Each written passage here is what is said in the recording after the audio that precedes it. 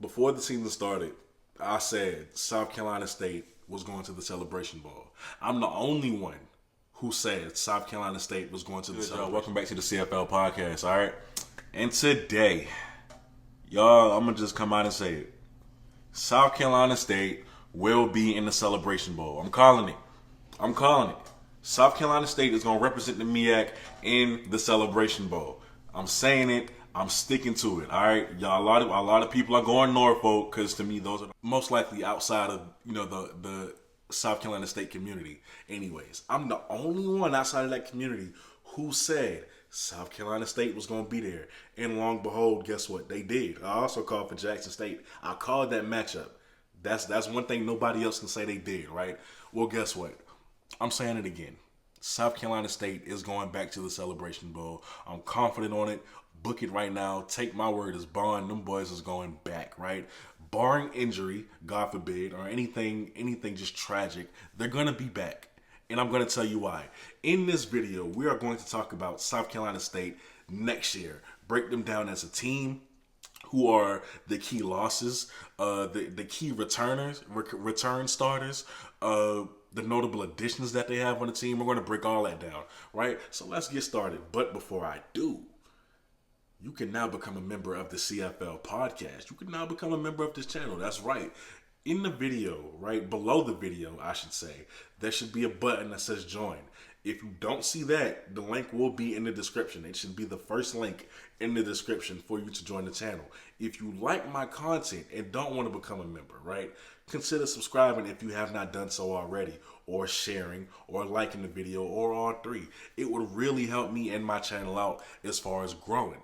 Now, because I seen the analytics, all right, 77% of y'all ain't subscribed. I see that. Y'all, we can bring that number down a little bit. Now, guys, South Carolina State is going back to the Celebration Bowl because of the fact that they returned so much talent, even with the notable losses, right? Like, that's the biggest thing for me. The additions that they've made, the guys who they've brought in who are freshmen, who can come in and contribute, I think, at some point during that season. Because what we saw last season is that South Carolina State was not a stranger to giving true freshmen playing time and having those true freshmen learn their way and contribute to the team's overall success, right? So first, we're going to talk about their key losses, right? Because we know they're losing some NFL guys, like some big talent. All right, Duran, it goes without saying, this guy is a bona fide NFL draft prospect, and he is going to be drafted. He's going to be playing on Sundays. He's gone. You lose a big piece at corner. Another DB, a big DB that you lose, Zafir Kelly, who showed out in the Celebration Bowl, aka Agent Zero. Dude's an absolute monster. You love the size that he brings on top of his cover ability. He's gone.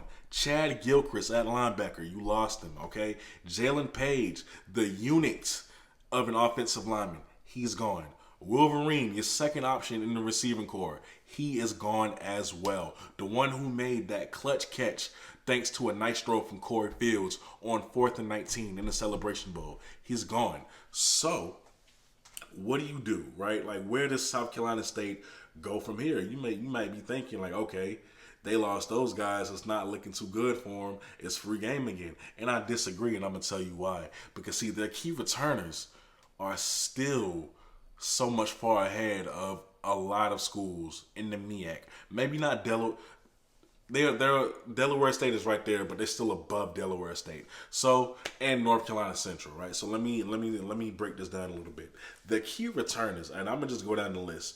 Shaq Davis, 38 catches, 747 yards, 8 touchdowns, and averages 19.7 yards per catch. Y'all, that's basically 20 yards per catch. He's been averaging 20 yards per catch for the past 2 seasons. When nobody else believed me when I said this man lives up to his name as Baby Megatron, right? Nobody wanted to believe me, but y'all saw it for yourself in the Celebration Bowl when he went off for 3 touchdowns. You saw that. Also, I've interviewed him twice, so if y'all want to get to know him better and get to know what kind of person he is, overall dope guy, man, please do so, right? I got 2 interviews with him. Just search his name, search interview. You're going to see it, right? It's going to pop up. Now, Shaq Davis returns. He is your number one guy, for sure now. Like, that's no debate. He's the number one guy. All eyes are on him especially. The NFL scouts are drooling over his size, his speed, his catching ability, right? His wingspan, everything like that. So, people are going to be game planning for him as well. We know he's back, right? You're one of your biggest contributors, if not your biggest contributor. But on the defensive side, you bring back B.J. Davis.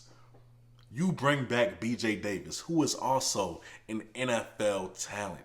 B.J. Davis is the Tyrann Mathieu of linebackers, right? Like, he's not the natural build of a linebacker, like, big, burly, that kind of thing. He's strong, he got muscles and all that, but, he's a little slender, right? He's faster. He's a hard hitter. I can take nothing away from him as a prospect. B.J. Davis is an NFL prospect. He is coming back, and he is going to be sniffing around in the stadium near you and trying to find that ball carrier to get that ball out. He's all over the field. He flies all over the field. He sticks out on tape. That's what B.J. Davis is. He's number 5, by the way, for those of you who do not know. Then, on top of B.J., you bring back Jablonski Green. Jablonski was only a freshman. And you saw the impact that he had in the Celebration Bowl. I mean, just straight tormenting Shedeur every other play. He was responsible for one of the interceptions because he put pressure on Shedeur the way that he did. But all day, Shedeur had no time. And a lot of that was because a lot of those QB hurries were credited to Jablonski Green. And he's been doing this all season. Jablonski is that guy. Jablonski is that guy. Another NFL like, people don't think South Carolina State got NFL talent, right? A lot of people didn't think that they would have this much, but they do. Jablonski is back, and he back for a couple of years. So now you got to put up with him. Now you have to put up with him. And they've added some guys to that defensive line as well, who we're going to talk about in notable additions, right? But I just want to bring up Jablonski. Great pass rusher, even better run stopper. I think I could say he's equally yoked when it comes to those two things. He always just finds his way in the backfield. Very disruptive, as you've seen in the Celebration Bowl. He is back. All right. On top of that, Kendall Moultrie. I know y'all remember Kendall Moultrie. If you don't, he's a defensive back, right? The one who was laying the wood to everybody on Jackson State in the Celebration Bowl as well. This is what he does. He's a hard-hitting DB, right? Who can also ball hawk. He can, the ball's in the air, he on it just like that. But he will not hesitate to lay the boom to you. And honestly, when I see him hit as hard as he does, he reminds me of a baby DJ Swearinger, right? For those of you who don't know who DJ Swearinger is, he used to play for the Gamecocks. He was a safety. Played with the Houston Texans a little bit, bounced around the NFL. I don't know if he's still in it, but that's who he reminds me of when I see him hitting the way that he does, right? So Moultrie is back. Kendra Flowers, the running back transfer from Wake Forest, the guy who averages 5 yards a carry, 5.1 yards a carry, because I got to give him all his credit, right? 857 yards on the season and 10 touchdowns. He's back. He's back. And he's not going to be the only running back next year who can really carry that rock for South Carolina State. They have a 3-headed horse at running back, excuse me. And I'm going to talk about them in notable additions, right? But they got a 3-headed horse at running back. They have a stable of backs who can really come in and get that running game going for them if need be. They can do that. So Kendall Flowers comes back. Richard Bailey, who is most likely going to have to, he's going to be the next guy up from Wolverine, now that Wolverine is gone. Side note, best of luck to Wolverine in the HBCU Legacy Bowl. Hoping he goes off, do his things in front of the NFL scouts, man. Anybody from South Carolina or who attended school in South Carolina, I root for. That's the home state. Y'all know that. So wishing nothing but good luck to Wolverine, man. I hope you ball out. I really do. Now, like I said, Richard Bailey is going to have to be that guy now that Wolverine is gone. That's just plain and simple. And honestly, South Carolina State got some receivers that y'all don't know about yet, but you gonna know their names soon enough. Soon enough. As a matter of fact, I think they got a guy on that roster who is just as tall as Shaq. Not as big yet, because I think he's a freshman. but he's just as big as Shaq. So maybe Lightning gonna strike twice with that. So just be on the lookout. Like I said, you might not know their names now, but you will, right? But as for Richard Bailey, he was the guy who I'm pretty sure he beat Nugget in the corner of the end zone for one of those touchdowns during the Celebration Bowl. He was number 86, right? You go back and watch the highlights, you'll see exactly who I'm talking about. Speedy, elusive. You better get a hand on him, or otherwise he's going to make you look silly, right? And I think he's primed for a breakout role next season. Can't wait to see what Richard Bailey does. On top of that, last but not least, Mr. Dyson Roberts, who just made his name known in front of the whole country during the Celebration Bowl. I mean, the antics, man, the earring, the fade, the hoodie, right? Like, everybody noticed it. And on top of that, he's just a phenomenal kicker, right? Like, it wouldn't have mean anything, everything that he was doing, if he was an average kicker. But no, he deserved to be MVP of that game along with Shaq Davis, right? Like, he was just balling, and the fact that he was able to kick the ball as effectively as he did, or punt the ball as effectively as he did while being hit, is beyond me. I still don't know how he was able to do that. Oh boy, Dyson Roberts, man. Dyson Roberts, I hope he gets a chance at the NFL. Just a great personality. I gotta get him on the podcast, as a matter of fact, for an interview, because we gotta talk. We just gotta talk. Now, notable additions.